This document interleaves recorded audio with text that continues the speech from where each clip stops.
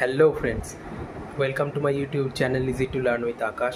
তো আজকের ভিডিওতে আমাদের আলোচ্য বিষয় ডিপিএসপি বা directive principles of state policy. তো আমরা প্রথমে জানবো যে ডিপিএসপি বা directive principles of state policy এটা কী।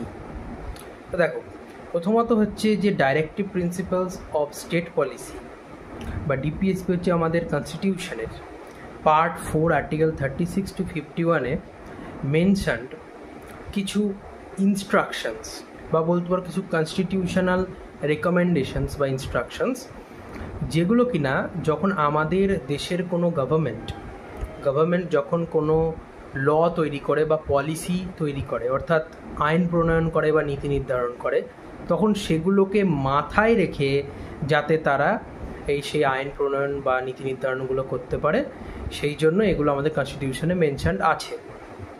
তো এই যে ডিপিএসপির মূল উদ্দেশ্য হচ্ছে একটা ওয়েলফেয়ার স্টেট বা কল্যাণকারী রাষ্ট্র গঠন করা। এই ডিপিএসপির যে ধারণা আমাদের কনস্টিটিউশনে নেওয়া হয়েছে আয়ারল্যান্ডের কনস্টিটিউশন থেকে, এবং আয়ারল্যান্ডের কনস্টিটিউশনে নেওয়া হয়েছিল স্পেনের কনস্টিটিউশন থেকে। ডিপিএসপি জিনিসটা হচ্ছে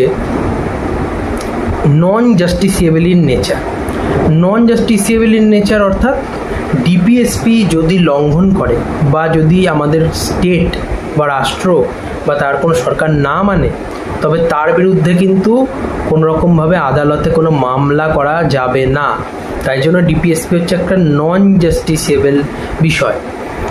তো এই যে ডিপিএসপি নন জাস্টিসিয়েবল হওয়া সত্ত্বেও কেন এটা ইম্পর্টেন্ট, তো প্রথমত হচ্ছে যে নন জাস্টিসিয়েবল হলেও আমাদের যে পলিসি তৈরি হয়, আমাদের দেশের যে গভর্নমেন্ট যারা পলিসি তৈরি করেন বা নীতি নির্ধারণ করেন বা আইন প্রণয়ন করেন, তখন তারা কি করেন, এই ডিপিএসপিগুলো যদি ফলো না করেন তাহলে কিন্তু তারা রাষ্ট্রের কল্যাণ অর্থাৎ জনকল্যাণমূলক বিষয়গুলো কিন্তু তারা করতে পারবেন না।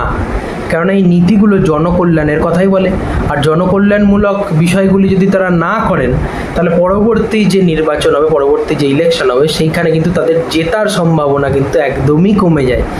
এই কারণে ডিপিএসপিটা কিন্তু নন জাস্টিসিয়েবল হলেও খুবই ইম্পর্টেন্ট, এবং ডিপিএসপিগুলো কিন্তু অবশ্যই একটা গভর্নমেন্টকে কিন্তু ফলো করতেই হয় তারা যখন পলিসি বা কোনো ল তৈরি করে।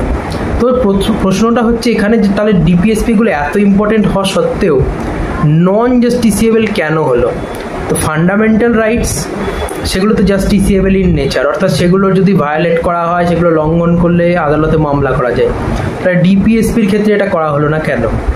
তো দেখো, আমাদের যখন কনস্টিটিউশন তৈরি হচ্ছিল সেই সময় আমাদের সোশ্যাল বা ইকোনমিক বা পলিটিক্যাল যে কন্ডিশন ছিল বা ফ্যাক্টরস ছিল, সেগুলো কিন্তু সেগুলো দেখে আমাদের কনস্টিটিউশন যারা তৈরি করেছিলেন, কনস্টিটিউশন বা সংবিধান নির্মাতারা, তারা কিন্তু কিছু রাইটসকে সেই সময় খুবই ইম্পর্টেন্ট বুঝেছিলেন এবং সেগুলোকে কিন্তু এনফোর্সেবল অর্থাৎ সেগুলো বাধ্যতামূলক করেছিলেন, এবং সেগুলো আমরা ফান্ডামেন্টাল রাইটস হিসাবে কিন্তু চিনি এখন।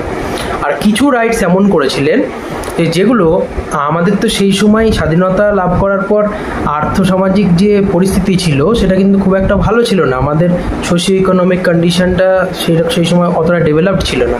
তো সংবিধান নির্মাতারা ভেবেছিলেন যে কিছু রাইটস তারা এমন রাখবেন যেগুলো আমরা যত ডেভেলপ করতে শুরু করব, যত ডেভেলপড হবে আমাদের ইকোনমি বা আমাদের সোশিও ইকোনমিক কন্ডিশন, তত কিন্তু সেই রাইটসগুলোকে বা সেই নীতিগুলোকে আস্তে আস্তে এনফোর্স করতে শুরু করা হবে। তো সেইগুলো হচ্ছে ডিপিএসপি। তো ডিপিএসপিগুলোকে কিন্তু সেই সময় ওর জন্য নন জাস্টিসিয়েবল ইন নেচার রাখা হয়েছিল। তো এই যে ডিপিএসপির মধ্যে এটা একটা এক্সাম্পলতে বোঝা যেতে পারে যে আর্টিকেল 45 যেটা আছে, যেখানে free and compulsory education up to 14 years of age বলা হয়েছে, সেইটা কিন্তু 86 অ্যামেন্ডমেন্ট অ্যাক্ট 2002 এর মাধ্যমে এনফোর্সেবল ইন নেচার তৈরি করা হলো। মানে এটাকে ফান্ডামেন্টাল রাইটসের অন্তর্ভুক্ত করা হলো 21A আর্টিকেলের আন্ডারে রাইট টু এডুকেশন হিসেবে। তো এইভাবেই দেখো যে আমাদের যে ডিপিএসপিটার যে কনসেপ্টটা, মানে সেই সময় যে নন জাস্টিসিয়েবল রাখা হয়েছিল এবং পরে যে আস্তে আস্তে সেগুলো এনফোর্স করা হবে, তো সেটার একটা বাস্তবায়ন আমরা কিন্তু এর মাধ্যমে দেখতে পাই। এই যে ডিপিএসপি, এই ডিপিএসপিতে বিশেষ কিছু যে পলিসিসগুলো রয়েছে ডিপিএসপির আন্ডারে, এই ডিপিএসপির আন্ডারে যে পলিসিসগুলো রয়েছে সেগুলো বেসিক্যালি আমরা সেগুলোকে 3টে ক্যাটাগরিতে কিন্তু ভাগ করতে পারি। যদিও কনস্টিটিউশনে এরকম কোনো ক্যাটাগরি মেনশন নেই, তবে তাদের যদি নেচার আমরা বিবেচনা করে দেখি তাহলে কিন্তু আমরা 3টে ক্যাটাগরিতে ভাগ করতে পারি। ফার্স্ট হচ্ছে সোশ্যালিস্টিক প্রিন্সিপাল, সেকেন্ড হচ্ছে গান্ধিয়ান প্রিন্সিপালস এবং থার্ড হচ্ছে লিবারাল প্রিন্সিপালস। তো এইগুলো আমি আস্তে আস্তে একে একে ডিসকাস করছি। তো প্রথমত হচ্ছে সোশ্যালিস্টিক প্রিন্সিপাল। এই সোশ্যালিস্টিক প্রিন্সিপালগুলো হচ্ছে আমাদের কনস্টিটিউশনে এগুলো অ্যাড করার পেছনে কারণটা হচ্ছে যে আমাদের সোশ্যাল ওয়েলফেয়ার অর্থাৎ সমাজ কল্যাণের বিষয়টা যাতে ঠিকঠাকভাবে বজায় থাকে বা সমাজ কল্যাণটা যাতে করা যেতে পারে। এর মধ্যে কি কি রয়েছে?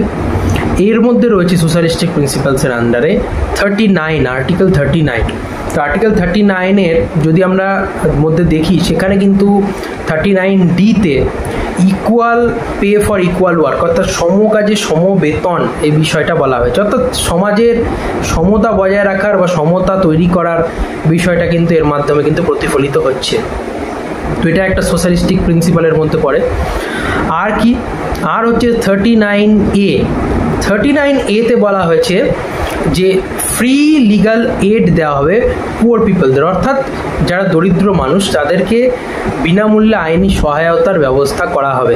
তারপর কি আছে? আর্টিকেল 42। আর্টিকেল 42-এ রয়েছে যে আমাদের যে গভর্নমেন্ট রয়েছে, স্টেট গভর্নমেন্ট বা সেন্ট্রাল গভর্নমেন্ট, তাদের দায়িত্ব হচ্ছে যে ওয়ার্কিং প্লেস অর্থাৎ যে কর্মক্ষেত্র সেগুলোতে উপযুক্ত একটা পরিবেশ দেওয়া, উপযুক্ত এবং যথাযথ একটা সুষ্ঠু একটা পরিবেশ দেওয়া, অ্যাপ্রোপ্রিয়েট কালচার অ্যান্ড অ্যাটমসফিয়ার সেখানে যাতে প্রোভাইড করা হয় সেই বিষয়টা কিন্তু স্টেটকে নজর রাখতে হবে, অর্থাৎ আমাদের যে গভর্নমেন্ট তাদেরকে নজর রাখতে হবে। এছাড়া আর্টিকেল 42-তে ম্যাটারনিটি লিভের বিষয়টা রয়েছে, অর্থাৎ গর্ভাবস্থায় যে ছুটির বিষয়টা থাকে প্রেগনেন্সির সময় কোনো মহিলার, তো সেইটার কথা বলা হয়েছে। এরপর হচ্ছে আর্টিকেল 43A। আর্টিকেল 43A-তে বলা হয়েছে যে participation of workers in the management of the industry, অর্থাৎ কোনো একটা ইন্ডাস্ট্রির ম্যানেজমেন্টের ক্ষেত্রে তার যে ওয়ার্কার্সরা, তার যে কর্মচারীরা, তার কর্মীরা, তাদের কিন্তু অংশগ্রহণ করা এই বিষয়টা কিন্তু বলা হয়েছে 43A-তে। এরপর আমি চলে যাচ্ছি আমরা যে গান্ধিয়ান প্রিন্সিপালসগুলো। গান্ধিয়ান প্রিন্সিপালসগুলো হচ্ছে বেসিক্যালি গান্ধীজি যখন আমাদের স্বাধীনতা আন্দোলন হচ্ছিল সেই সময় তার যে আইডিওলজি ছিল, তার যে আদর্শ ছিল, সেগুলোর উপর বেস করে এই প্রিন্সিপালসগুলো তৈরি হয়েছে আর কি, বা সেই আইডিওলজিগুলো এর মধ্যে প্রতিফলিত হয়।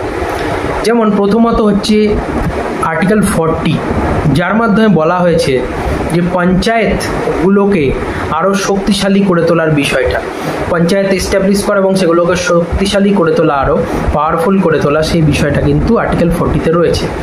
এরপর কি রয়েছে? এরপর আর্টিকেল 46। আর্টিকেল 46-এ রয়েছে যে আমাদের যে সোসাইটিতে যারা এসটি, এসসি, ওবিসি অর্থাৎ ব্যাকওয়ার্ড ক্লাসেস যারা রয়েছেন তাদের সোশ্যাল এবং ইকোনমিক প্রোটেকশন, এই সোশ্যাল এবং ইকোনমিক প্রোটেকশন দেওয়ার বিষয়টা কিন্তু আর্টিকেল 46-এ মেনশন রয়েছে। আর কি রয়েছে? আর্টিকেল 47। আর্টিকেল 47-এ বলা হয়েছে যে রাষ্ট্রের দায়িত্ব অর্থাৎ আমাদের দেশের যারা গভর্নমেন্ট তাদের দায়িত্ব হচ্ছে যাতে করে বিভিন্ন ইনটক্সিকেটিং ড্রিঙ্কস অর্থাৎ নেশা জাতীয় যে দ্রব্য বা পানীয় সেগুলো যাতে করে নিষিদ্ধ করা যায়, সেগুলোকে যাতে প্রহিবিট করা যায় সেই বিষয়টা কিন্তু রয়েছে। এবং তার সাথে সাথে মানুষের স্ট্যান্ডার্ড অফ লিভিং অর্থাৎ তাদের জীবনযাত্রার মানটাকে আরও বেশি উন্নত করার বিষয়টা এই আর্টিকেল 47-এ কিন্তু মেনশন রয়েছে। এটি হচ্ছে লিবারাল প্রিন্সিপালস। লিবারাল প্রিন্সিপালস কোনগুলো?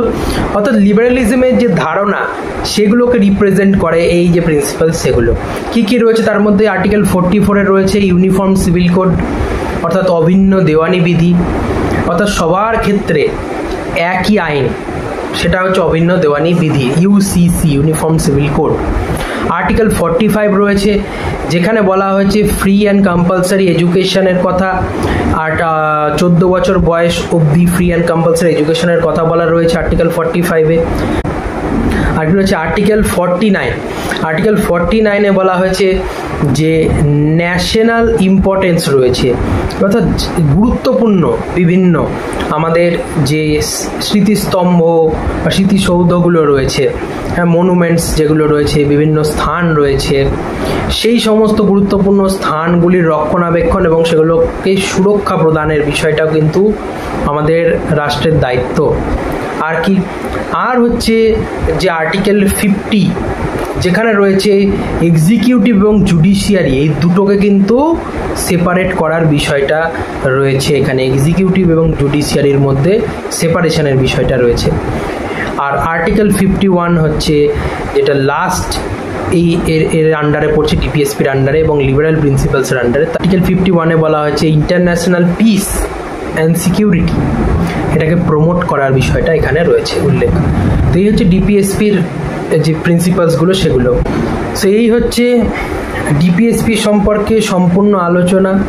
তো আশা করি সমস্ত বিষয় সকলের কাছে ক্লিয়ার। যদি কারোর কোনো ডাউট থাকে অবশ্যই কমেন্ট বক্সে জানাবে এবং ভিডিওটি লাইক এবং শেয়ার করো এবং অবশ্যই সাবস্ক্রাইব করে পাশে থাকো। দেখা হচ্ছে নেক্সট ভিডিও।